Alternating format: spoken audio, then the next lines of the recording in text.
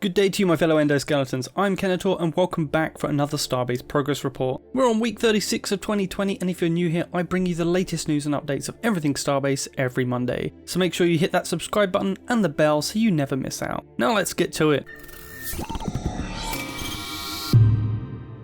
Prepare for probably one of the biggest Lowry quotes of the week we've ever had, as we have a lot to get through. So let's start with something following on from last week, where I mentioned possible smaller crates. This week we have confirmation of not just smaller, but larger crates too. As I said last week, this would be a great boon to ship designers to help fit every space of their ship, as well as help making non-box designs. Now, if only we could get a better auto-bolting algorithm for crates so they don't eat 48 bolts each when surrounded by the crates. Don't get me wrong, I'm sure this will come in time as a quality of life update. Right now, new gameplay loops and mechanics are more important to complete first. And speaking of new mechanics, we have new mining and factory updates coming in about 1 to 3 weeks. The new mining upgrade will come with the much desired mining laser and a ship ore collector, as well as possibly the explosives and mining drills we've previously seen. Also seen here is the value of the programmers at Frozenbyte, where each new programmer helps make 1 to 3 new features a month. Shout out to all the unsung programmer heroes at Frozenbyte.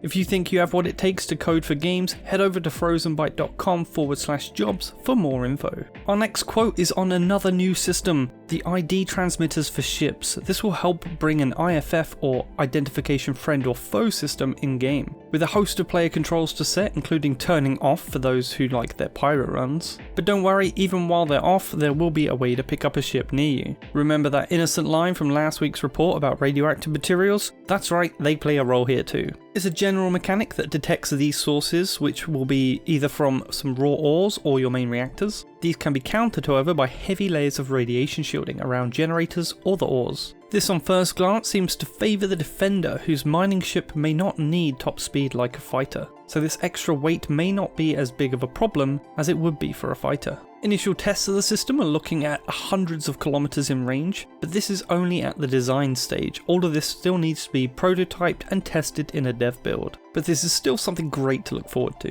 Our next quote is something very important to consider. I've noticed quite a few people commenting on frame drops or lag from Starbase footage. Now, while I don't have the highest end graphics card for what I've shown, my experience in-game isn't that bad. But to those judging the game on how it is now, whether it's worth your time or not, or even a future purchase decision, please don't. There are optimizations coming later down the line when the focus is less on new mechanics and more on getting the game ready for release. As we can see from this list, the devs indeed have plenty of things to improve, with tech improvements, content optimizations, finding sweet spots with ship components, workarounds like welding to reduce the need of attachment plates. I've seen this massively reduce the object count, and thus make the ship easier and faster to load in. And lastly, gameplay logic, like helping ships avoid each other to reduce collisions and thus costly physics calculations. So please understand, everything myself and the community shows you is still in alpha and is not representative of the final version of the game. And one last quick one is something I've said would probably come at some point. Players will need storage on stations via lots. Right now we essentially have infinite storage on station to keep whatever we want, but eventually this will be a limited storage space,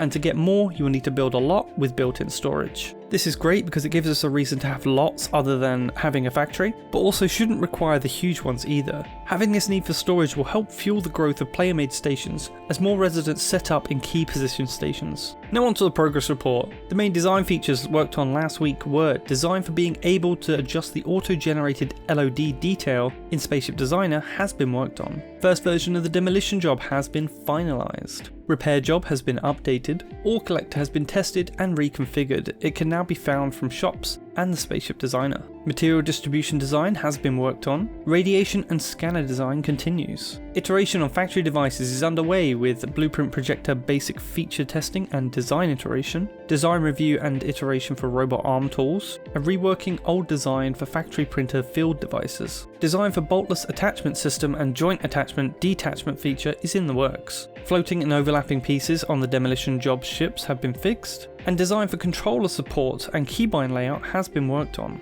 If this supports Ship Flight 2, this will be a game changer in control, even more so if they include support for joysticks as well. For station design, we have new player spaceships and spaceship shops have been added, Rando 3 and Occam Industries 2. The starting station's layout has been changed accordingly. Hallway end modules have been updated, missing priority snaps added and exterior made to match their other hallway modules better. Hallway ramp modules have been added to the lot designer, work hub direction sign has been updated to match the new station layout, and the issue of PvP station not showing up in the build has been fixed. Spaceship design has just one update this week with the Ithaca 4, overlap issue in the beam structure has been fixed. Now onto the gameplay updates. Automatic scrap deletion inside the safe zones has been enabled. Durability now considers unbolted parts to belong to a structure, especially in Spaceship Designer editing, if they are connected in-game via two boltless connection technologies. Mass center calculations of a single entity structure of reasonable size have been fixed. Cargo mass locations experiencing semi-random lag, causing especially faster carrier ships to behave oddly, has been fixed. Bolting now supports thinner object combinations than before. Blueprint projector basic functionality is done. Issues with weapons with single shot magazine not reloading successfully after the first shot have been fixed, and remote explosives implementation is underway. Just one quick audio update again this week, with the first iteration of the trigger device has been added. Starship Creator updates this week are window frame 192 by 36 by 24 is now in the window frame folder. The default color has been changed to match the other plates. Crafting data has been fixed for curved window frame 120 by 120 by 24, window frame 96 by 36 by 24, window frame 144 by 36 by 24, and window frame 192 by 36 by 24. These plates are no longer considered as windows. Socket tool cable and pipe now counts towards the cable limit in Spaceship Designer. Save confirmation has been added before resetting or loading a new scene. Potential fix for the infinite multi-user undo system overlap loop bugs has been worked on. Overlap debugger rendering only one of the overlapping components has been fixed. Action execution speed has been increased for many actions that used to check for overlaps without actually needing to.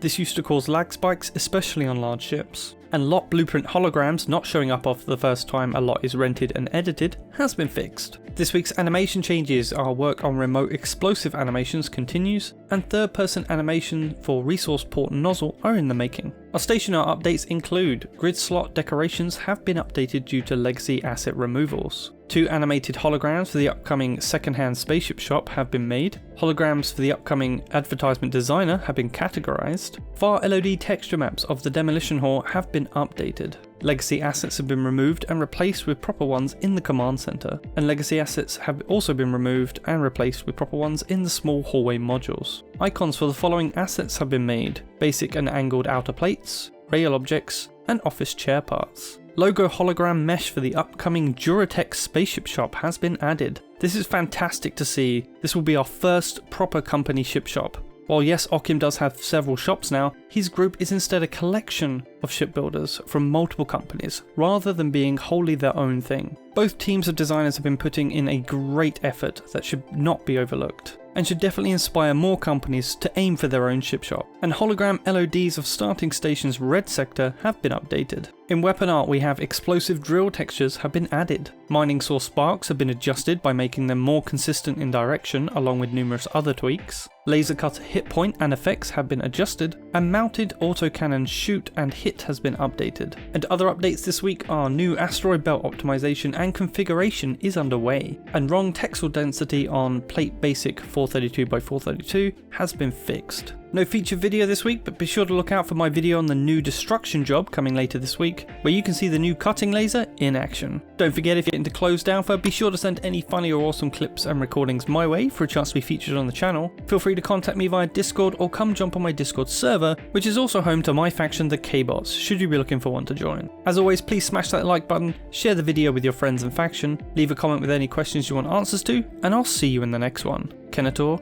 out.